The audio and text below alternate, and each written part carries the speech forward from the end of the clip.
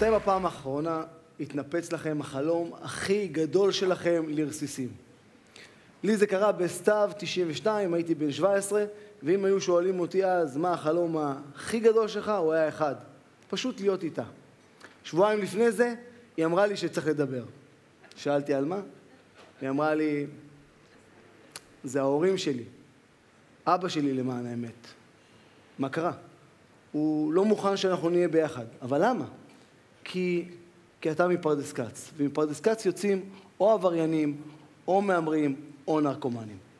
אז שבועיים אחרי זה, אני עומד מחוץ לבניין, הלב שלי פועם, אני עולה במדרגות, ואני דופק בדלת. הדלת נפתחת, ומולי עומד אבא שלה. אני אומר לו משפט שהתאמנתי עליו במשך שבועיים, אומר לו, אמנון, אני אוהב את הבת שלך, בבקשה תסביר לי למה אתה לא מוכן שאנחנו נהיה ביחד? הוא מסתכל, מחייך ואומר לי משפט שחרוט בי עד היום. עוף לי מהעיניים, אני לא רוצה לראות אותך, לא יצא ממך כלום. פק, תורק לי את הדלת. אז מה עובר על ילד שהחלום הכי גדול שלו התנפץ לו לרסיסים? אני למען ההפתעה הזדהיתי איתו. אני הבנתי אותו. כי היא הייתה ילדת שמנת מרמת גן, ואני סתם נער מפרדס כץ. ואצלנו הבינו מכאן אי אפשר להצליח. איך הבנו את זה? לא בגלל שאבא שלי אמר לי, ערן, בוא נדבר על הצלחה. לא. פשוט, כשאנחנו היינו משחקים כדורגל ביום שלישי, מיד אחרי זה מה היינו עושים? הולכים מכות.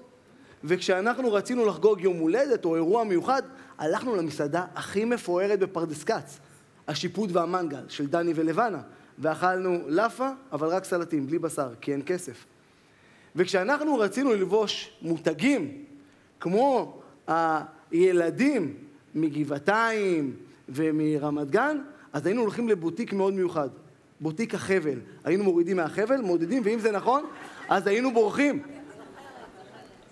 אז כשאני עמדתי מחוץ לדירה שלה, אני הבנתי אותו, אני הזדהיתי איתו. אבל כשהתחלתי לרדת במדרגות, קרה משהו מוזר. ההבנה, ההזדהות, הפכו לכעס עצום, ומהמבנה הזה יצא ילד ארס, שאמר, אני אראה לאמנון.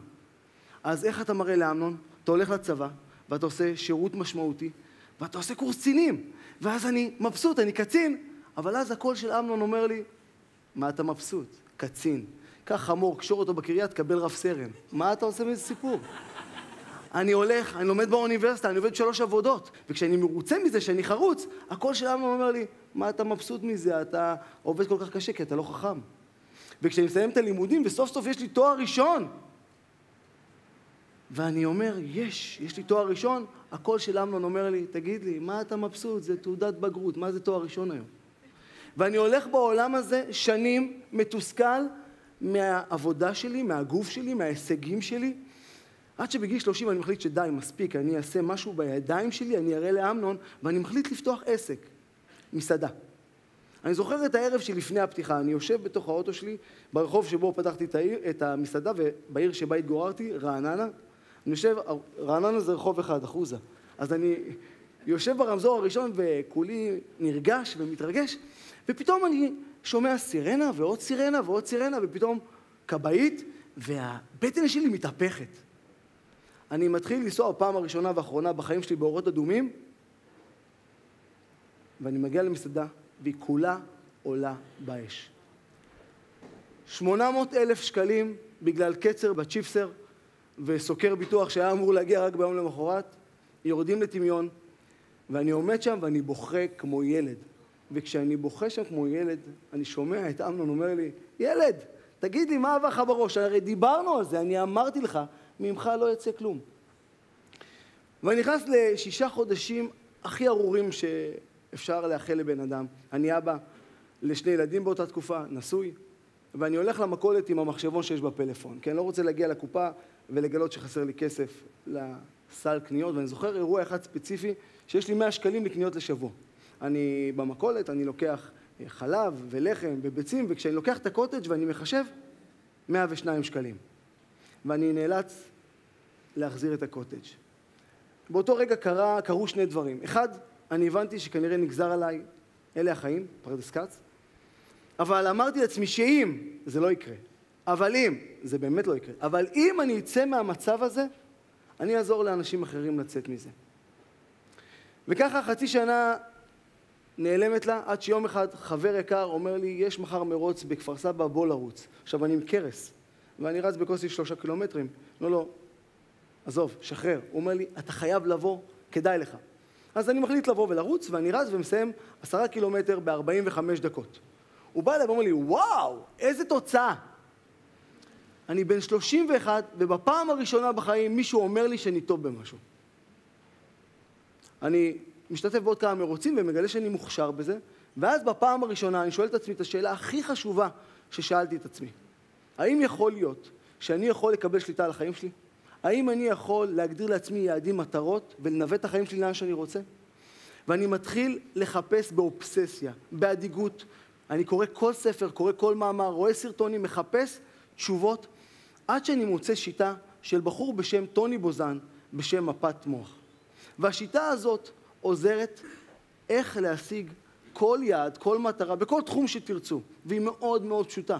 מה שטוני מסביר, אני מחליט לעשות את זה, זה קח דף לבן, ובדף לבן צייר עיגול ותרשום מטרה. וזה מה שאני עושה. מה שחשוב שהמטרה מצד אחד תהיה מרגשת, אבל מצד שני תהיה ריאלית. שתהיה תחומה בזמן ומדידה. וזה מה שאני עושה. ומה עכשיו? אז זהו, שעכשיו תכפיל את המטרה. ולמה? כי אנחנו שמים לעצמנו את תקרת הזכוכית, וזה מה שאני עושה. אני מכפיל את המטרה שלי. אוקיי, ומה עכשיו? עכשיו, קח את הדף הזה ותשפוך עליו כל מילה, כל כלי, כל משאב, כל אדם שיכול לעזור לך להגיע למטרה.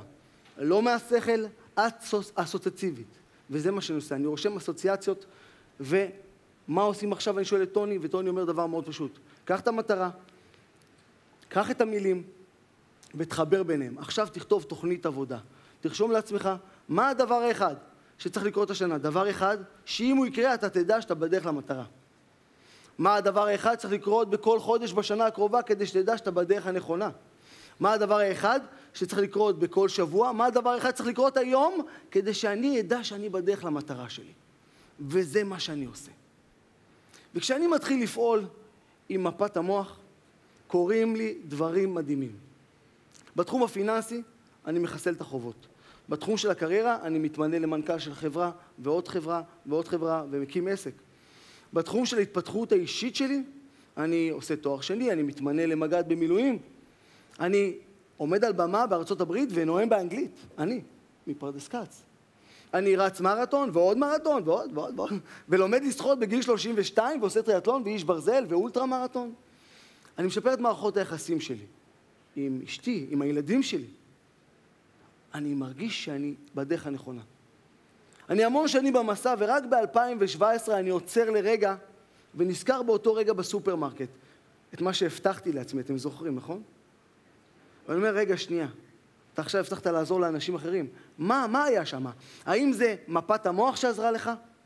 ואני מגלה שהיו עוד דברים שעזרו לי, היו עוד כמה עקרונות.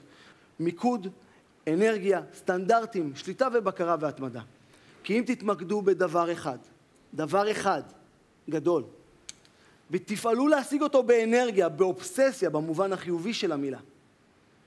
לאורך כל הדרך תקפידו על סטנדרטים גבוהים, בלי קיצורי דרך, בלי עיגולי פינות. אם אתם לאורך כל הדרך תהיו עם שליטה ובקרה, באמצעות תוכנית עבודה, באמצעות יעדים ובקרות, ותתמידו, כי יהיו כישלונות, ויש תמיד כישלונות. אני מבטיח לכם שתצליחו. כי אם אני הצלחתי, כל אחד יכול. תודה.